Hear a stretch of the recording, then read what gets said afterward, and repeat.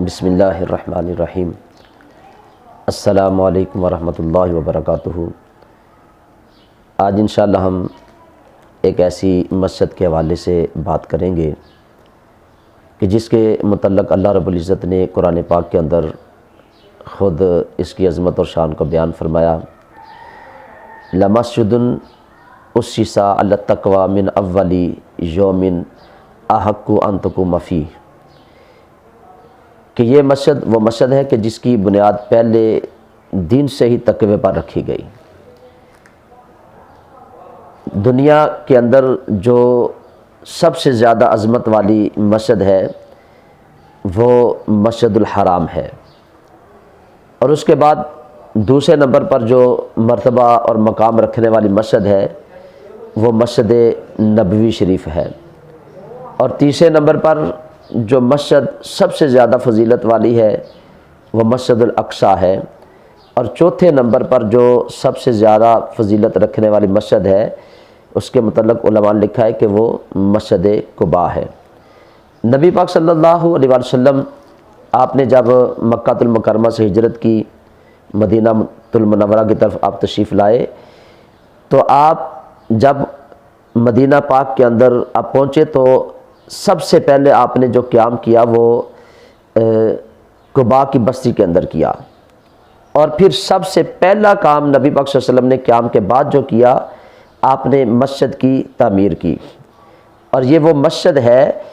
کہ جس میں خود نبی پاک صلی اللہ علیہ وسلم نے بنفس نفیس اپنے ہاتھوں سے کام کیا، پتھر اٹھا کے اس مسجد کی تعمیر کی۔ اب اس مسجد کو جب نبی پاک صلی اللہ علیہ وسلم نے تعمیر کر لیا، پھر آپ مدینہ پاک کی طرف مسجد نبوی کی طرف جو مسجد قباء سے 3 کلومیٹر کے فاصلے پر ہے وہاں آپ تشریف لے گئے۔ آپ نے مسجد نبوی شریف کی تعمیر کی۔ اب آپ نے مسجد قباء کو بنا کے چھوڑ نہیں دیا، یعنی آپ ہر ہفتے والے دن، حدیث پاک کے اندر آتا ہے، حضرت عبداللہ بن عمر رضی اللہ تعالیٰ عنہ اس حدیث پاک کو روایت کرتے ہیں کہ نبی پاک صلی اللہ علیہ وسلم ہر ہفتے والے دن کبھی پیدل چل کے آتے، کبھی سواری پر سوار ہو کر وہ مسجد قباء کے اندر آتے اور وہاں کے نماز ادا کرتے۔ یعنی آپ نے مسجد کو بنایا بھی، پھر اس کو آباد بھی کیا۔ پھر کیسا آباد کیا کہ نبی پاک صلی اللہ علیہ وسلم نے ارشاد فرمایا، حضرت سہل بن حنیف رضی اللہ تعالیٰ عنہ اس حدیث پاک روایت کرتے ہیں، نسائی شریف کی یہ حدیث پاک ہے کہ نبی پاک صلی اللہ علیہ وسلم نے فرمایا کہ جو بندہ مدینہ پاک میں یعنی اپنے گھر سے وضو کرتا ہے، تیاری کرتا ہے، اور تیاری کرنے کے بعد مسجد قباء کے اندر آ کے نماز ادا کرتا ہے، اللہ کے پیارے رسول فرماتے ہیں کہ اس بندے کو کامل عمرے کا ثواب اللہ کی بارگاہ سے ملتا ہے۔ اور پھر یہ اس وقت تک مختص نہیں کیا کہ صرف ان لوگوں کے لیے، قیامت تک آنے والے لوگوں کے لیے اللہ تعالیٰ کے پیارے رسول نے یہ حکم ارشاد فرمایا کہ جو بھی مدینہ پاک کے اندر آئے گا، ادھر رہے گا، اپنے ہوٹل سے، اپنے گھر سے وہ کامل وضو کرتا ہے اور مسجد قباء کے اندر آتا ہے جس کی بنیاد پہلے دن سے تقوی پر رکھی گئی ہے، تو وہاں کے 2 نفل ادا کرتا ہے، تو نبی پاک صلی اللہ علیہ وسلم نے فرمایا کہ اللہ تعالیٰ اس بندے کو کامل عمرے کا ثواب عطا فرمائے گا۔ تو خوش قسمت وہ ہمارے بھائی ہیں، ہماری وہ بہنیں ہیں کہ جن کو اللہ تعالیٰ مدینہ پاک کی بادب حاضری بھی نصیب فرماتا ہے،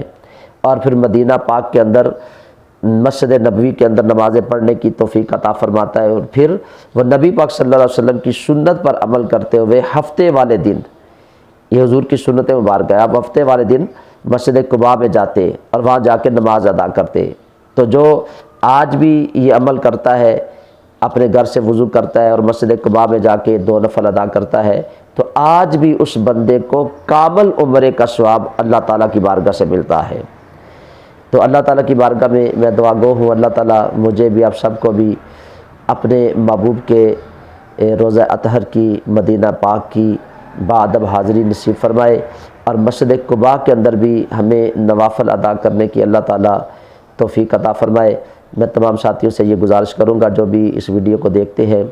اس چینل کو بھی سبسکرائب کریں، بیل آئیکن کے بٹن کو بھی ضرور دبا دیں، اور اس ویڈیو کو صدقہ جاریہ سمجھتے ہوئے آگے اپنے دوست احباب تک بھی اس کو شیئر کریں کہ کوئی بھی اس ویڈیو کو دیکھے گا، اس کو سنے گا، اگر وہ مسجد قباء میں جاتا ہے، وہاں جا کے نفل ادا کرتا ہے، تو انشاءاللہ اس کو بھی اللہ تعالیٰ کی بارگاہ سے اجر ملے گا، اور ہمیں بھی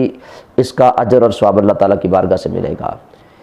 تو اللہ تعالیٰ کی بارگاہ میں دعا گو ہوں، اللہ تعالیٰ ہم سب کا حامی و ناصر ہو۔ السلام علیکم ورحمۃ اللہ وبرکاتہ۔